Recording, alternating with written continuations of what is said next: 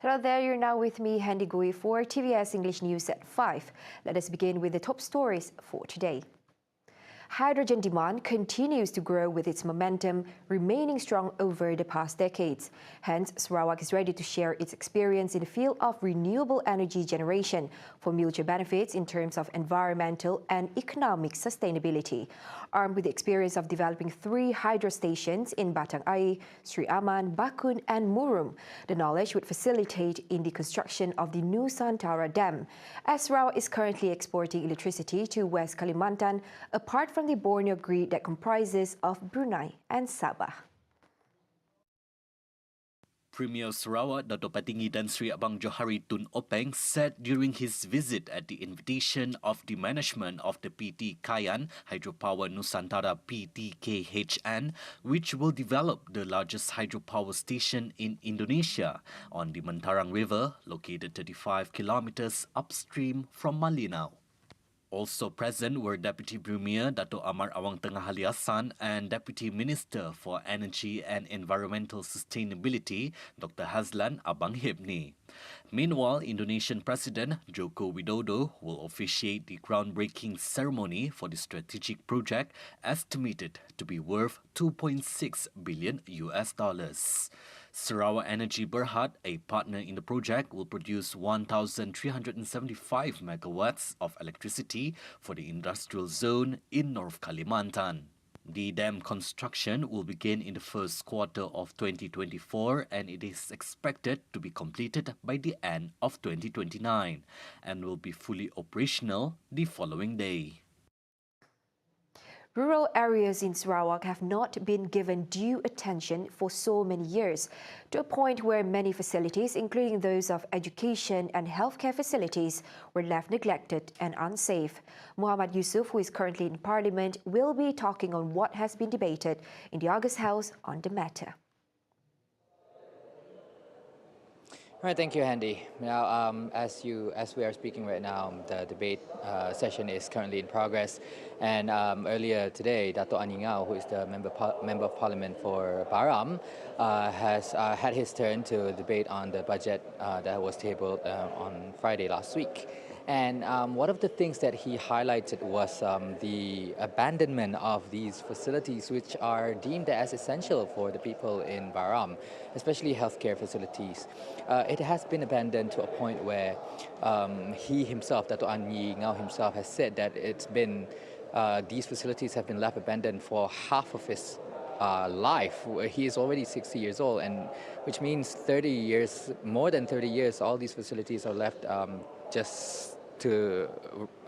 left abandoned, and it is unsafe for the people to get services from there. And to a point where these facilities are experiencing leakages on its rooftop, and there's no electricity.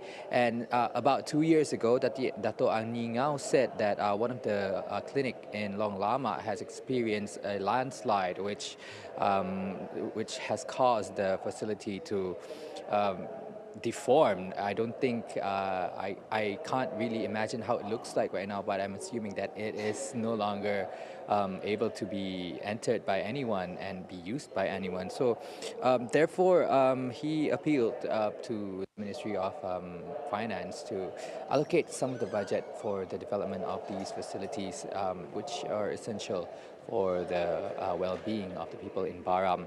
And even then, before all of these are implemented, Dato' Ani Ngau also suggested that there should be a standard operating procedure whereby these issues or these kind of problems should be addressed with a set of procedures, because currently the slow implementation to address these problems are due to bureaucracy. And he hopes that some of these facilities will be able to be addressed and improved by the unity government. Now, another point that I would like to mention here is in regards to the rural air transport, whereby he mentioned that a flight to one rural area, for example, has a capacity of 18 people. But unfortunately, currently, only 9 people are allowed to go on board in one flight. This needs rectification, said Dato' Aningao, because there has to be a reason behind why this limitation has been set for the flight to rural areas. He wants the responsible ministry to give clarification on the matter so that it should be flights to rural areas should be expanded to accommodate more people because as we all are well informed that the roads, especially to Baram, are only is not in the best condition as it is only a logging road. It is very slippery and it is very dusty, especially for the people who goes back and forth using motorcycle.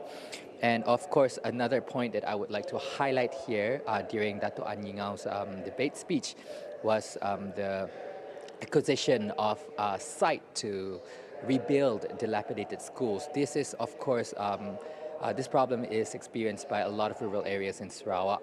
However, for Baram itself, this problem has been put forward about 2 to 3 years ago, and nothing has been done.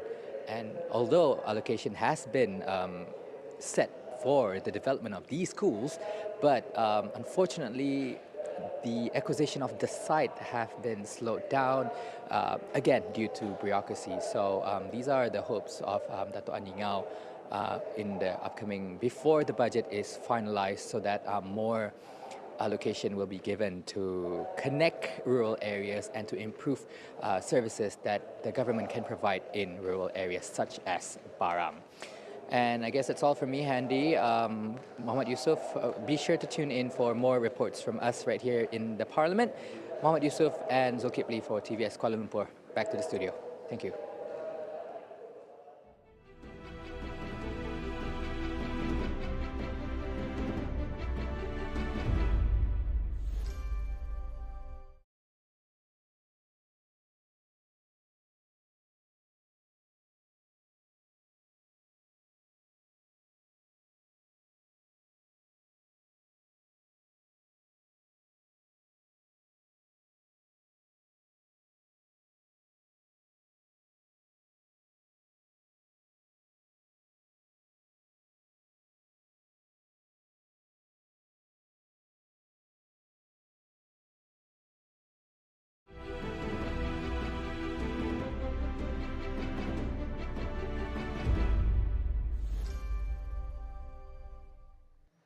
Hello there and welcome back. Now, Prime Minister Dato' Sri Anwar Ibrahim has arrived in the Philippines for a 2-day official visit.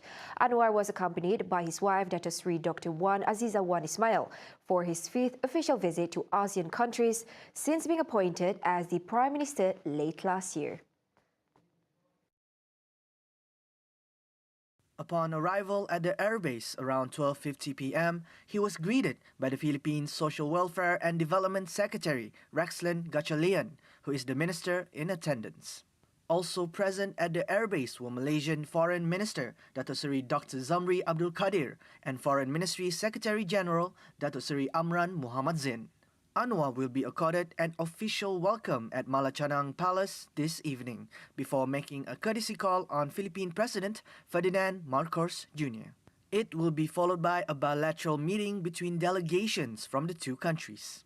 The two leaders are slated to hold a joint press briefing after the bilateral meeting. Tomorrow, the Prime Minister is scheduled to give a public lecture at the University of the Philippines, the country's national university established in 1908. He will also receive an honorary doctorate from the University Senate and meet with Malaysians in the Philippines.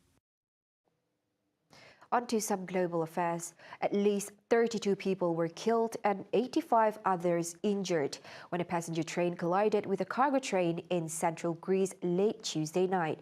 Data from the local firefighting authorities reported that the collision took place near Greece's 4th largest city, Larissa. The passenger train with around 350 passengers aboard was traveling from Athens to the northern city of Thessaloniki, while the cargo train was on the way from Thessaloniki to Larissa. A local official said that the first 4 carriages of the passenger train derailed due to the collision, with the first 2 carriages almost destroyed. Rescue team have arrived at the site, and hospitals in the region have been informed to prepare for the rescue efforts. Meanwhile, the cause of the accident remains unclear. 2 men went through a terrifying moment when the car they were travelling in was swept by a strong current on Jalan Skim B, Meradong in Bintango in the wee hours of Wednesday, March 1st. Bintango Fire and Rescue Station Chief Nicholas Belulin said the station received a distress call regarding the incident at around 2:52 a.m.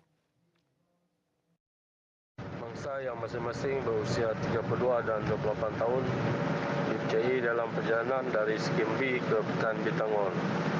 Ketika melalui laluan yang sudah ditenggelami air, enjin kereta mangsa mati, manakala kedua-dua mangsa masih terperangkap di dalamnya. Bomba menerima panggilan pada jam 2.53 pagi dan bergegas ke lokasi dan sempat memberikan bantuan untuk mengeluarkan mangsa. Pasukan bomba menggunakan tali penyelamat untuk membawa mangsa ke tempat yang selamat. Mereka seterusnya menaiki kenderaan polis untuk ke Pekan Bintangon. He said this when contacted by TVS on Wednesday. According to him, the fireman used a rope to pull the victims to safety. He further reminded the public to be vigilant during extreme weather conditions to avoid untoward incidents. Kereta jenis Honda City itu dihanyutkan arus deras akibat daripada limpahan air yang melimpahi jalan raya di Jalan Skim B akibat hujan lebat yang berterusan. Kereta tersebut telah dihanyutkan air sejauh lebih kurang 50 meter dari jalan raya. Kita bersyukur bangsa terselamat dan berjaya keluar dari kenderaan tanpa sebarang kecederaan. See the world closer with TVS as we bring you the latest news updates both locally and internationally. For more headlines anytime, anywhere, just head on to our official website at tvstv.my or follow us on our social media platforms. That's all the time we have for TVS News at 5. I'm Henry Gui. Thank you for watching.